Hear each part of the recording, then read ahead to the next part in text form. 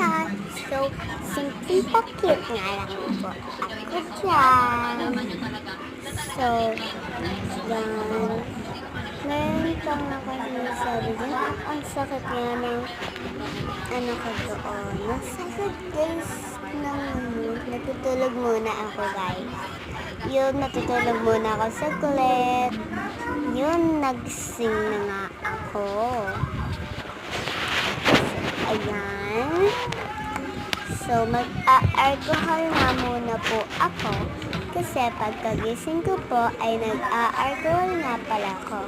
Ang tigas nga po, kaya ayan ang naging itsura ko. Ayan, nakapag-alcohol na po ako. So, ayan, nakapag-alcohol na nga po ako at mamaya-maya ay aakyat na nga po ako sa taas. And mag-alcohol lang po ako ng mabuti. And ayan, pasimpleng pakit na naman ako. Cute dito, bakit doon? Simpleng pa-cute.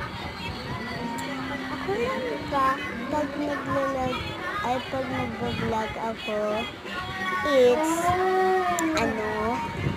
nagpapakit ako lagi, guys. And kung nakita nyo man ang lalagyanan ng alcohol kanina, it's, ang ganda po, no? Wala man akong yellow basket, pero, meron naman akong bumili na lang po kayo sa Shopee kung, ayan, palabas na nga po pala ako. Manakit nga lang po ako sa taas. And nung pagpanik ko nga po pala sa taas ay may nakasulubong ako na nagbabike at dalawang baby na naglalakad na.